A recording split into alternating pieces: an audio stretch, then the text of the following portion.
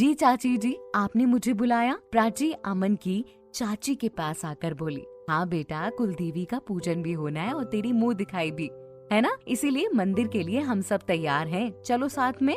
तू अमन से कह दे कि वो गाड़ी निकाल ले और हम सब चलते हैं। जी चाची जी, ये कहकर प्राची अमन के पास गई। आरव भी अमन के पीछे खड़ा हुआ था। प्राची अमन के पास जाकर जैसे ही कुछ बोलने लगी तभी आरव बोला, बड़ी ही प्यारी लग रही हो तुम तो। थैंक यू, प्राची ने मुस्कुरा कर कहा। आपको चाची जी बुला रही हैं। प्राची ने अमन को देखकर कहा तो इतने में रूही प्राची को देखकर बोली, वाह प्राची, बड़ी ही आदर्श पत्नी बन रही हो तुम तो। अब तो अपने पति का नाम भी नहीं लेती हो। मान गए प्राची, ऐसा कुछ भी नहीं है। अभी नई नई शादी हुई है और ऐसे में तुम जानती हो ना अमन का परिवार कैसा है, इसीलिए बस। प्राची रूही के कानों में बोली। हाँ हाँ, जानती हूँ कैसा है इनका परिवार। ये कहकर रूही मुस्कुराने लगी तो रूही आरव को देखकर बोली, हमें वापस भी लौटना है इंदौर। तो कब जाना है वापस? हाँ हाँ मुझे पता है, तुम निखिल और मधु से बात कर लो, इस शाम को ही निकल लेंगे वापस। ये सुनकर रूही वहाँ से चली गई तो प्राची आरव को देखकर बोली, अरे इतनी जल्दी क्यों है जाने की? हाँ चले जाना तुम लोग। हाँ तो यहाँ कब तक रुकेंगे? हम तो तुम्हें छोड़ने आए थे, तुम्हें छोड़कर तो हमें जाना ही था ना, तो हम चले जाएंगे आज शाम को मुंह दिखाई की रस्म के बाद। इसके बाद हमारा यहाँ क्या काम है? हमें भी तो अपना अपना काम देखना है, आरव ने कहा और फिर प्राची को देखकर बोला, अच्छा तुम्हें टाइम हो तो मुझे तुमसे कुछ बात करनी थी अकेले में। प्राची ने आरव की बात सुनकर कहा, अकेले में? अच्छा ठीक है, चलो चलते हैं। और इतना कहकर आरव के साथ साइड में आ गई तो आरव बोला, मुझे समझ नहीं आ रहा है कि मैं कैसे शुरू करूं, पर कहना भी जरूरी है, प्लीज तुम बुरा मत मानना। क्या हुआ बोलो ना। वो एक्चुअली आरव हिचकिचाते हुए बोलने लगा, ये वो क्या लगा रखा है, बोलो ना साफ साफ। जो भी बात है बेहिचक बोलो, कोई प्रॉब्लम नहीं है, मैं बुरा नहीं मानूंगी, पक्का प्रॉमिस। बोलो अब क्या हुआ? वो मुझे शोरूम से रिलेटेड कुछ बात करनी थी। हाँ तो मुझे भी तुमसे कुछ बात करनी थी, बताओ क्या हुआ? हमने शोरूम साथ में शुरू किया था। हाँ मुझे पता है कि हमने शोरूम साथ में शुरू किया था, पर प्रॉब्लम क्या है, अब तुम यहाँ दिल्ली में सेटल हो गई हो, शादी के बाद तो तुम यहीं रहने वाली हो, तो वहाँ शोरूम का काम कौन देखेगा? वैसे भी वो पार्टनरशिप में है, मेरा मतलब वो नहीं था, पर मैं कैसे कहूँ, मुझे कुछ समझ नहीं आ रहा। आरव की बात सुनकर प्राची बोली, तुम टेंशन मत लो, तुम्हें टेंशन लेने की कोई जरूरत नहीं है, मैंने सोच रखा है कुछ। क्या सोच रखा है, बोलो ना। क्यों ना हम शोरूम की एक ब्रांच यहाँ दिल्ली में ओपन कर लें। यहाँ मैं दिल्ली में शोरूम देखती रहूंगी, तुम वहाँ इंदौर में शोरूम हैंडल कर लेना। ये तुम्हारे लिए भी सही रहेगा और हमारे लिए भी। हमारा शोरूम तो वैसे भी इंटरनेशनल मार्केट में बीट कर रहा है, तो ये बहुत बेहतर होगा कि हम उसकी एक ब्रांच यहाँ सेटअप कर लें। हाँ प्राची, आइडिया तो तुम्हारा भी बहुत अच्छा है, पर तुम्हें लगता है कि तुम अभी फिलहाल ये सब कर पाओगी?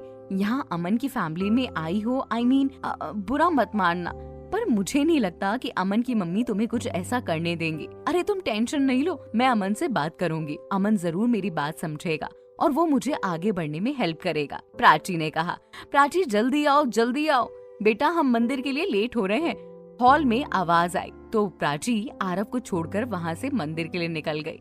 गाड़ी में अमन, प्राची, अमन की मम्मी, अमन की चाची और रीमा, बस इतने ही लोग कुलदेवी की पूजा के लिए आए थे। कुलदेवी के मंदिर पहुंचकर प्राची और अमन के हाथों अमन की मम्मी ने पूजा करवाई और फिर पंडित जी को शगुन के पैसे और कपड़े देकर अमन और प्राची के वहाँ से हटते ही बोली, वैसे ये बहू मेरे लिए कुछ शुभ तो होगी ना? हाँ सेठानी जी, बिल्कुल, ये बहुत बहुत अच्छी है, इसके शुभ कदम बहुत अच्छे हैं, पर हाँ एक चीज जरूर याद रखिएगा, इसे देखकर लगता नहीं है कि इसकी और तेरी बनने वाली नहीं है। इसे देखकर लगता नहीं है कि इसकी और आपकी बनने वाली नहीं है।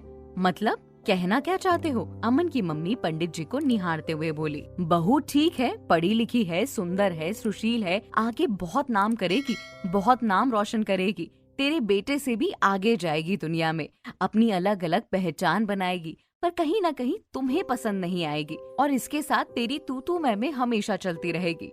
पंडित जी ने कहा तो अमन की मम्मी ये सुनकर चुप रही और पंडित जी को पैसे देकर गाड़ी में बैठकर वापस आने लगी। लेकिन अब उनके मन में हलचल मच गई थी। पंडित जी ने जो कहा था उसकी बात के बाद अमन की मम्मी को बहुत परेशानी हो रही थी।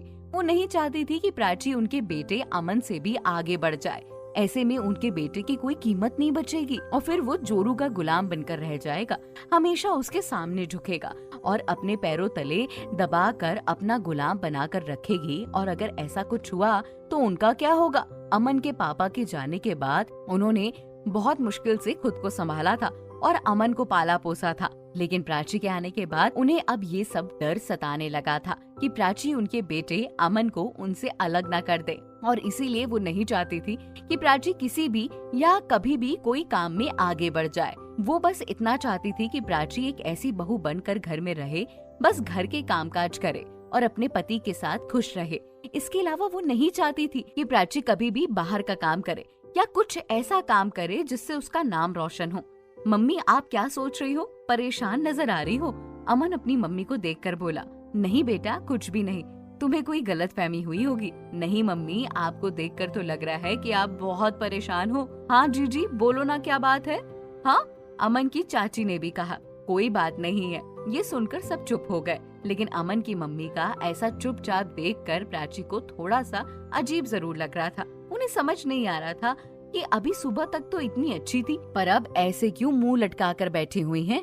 प्राची ये तो जानती थी कि वो उसे पसंद नहीं करती, क्योंकि वो आयशा को अपने घर की बहू बनाना चाहती थी, लेकिन प्राची इतनी भी बुरी नहीं थी कि उसकी वजह से वो परेशान रहे। घर पहुंचते ही अमन, अमन की मम्मी, प्राची, अमन की चाची और रीमा सारे लोग गाड़ी से उतरे और हॉल में गए तो देखा हॉल में सारी तैयारियां हो चुकी थी। मुंह दिखाई रस्म की।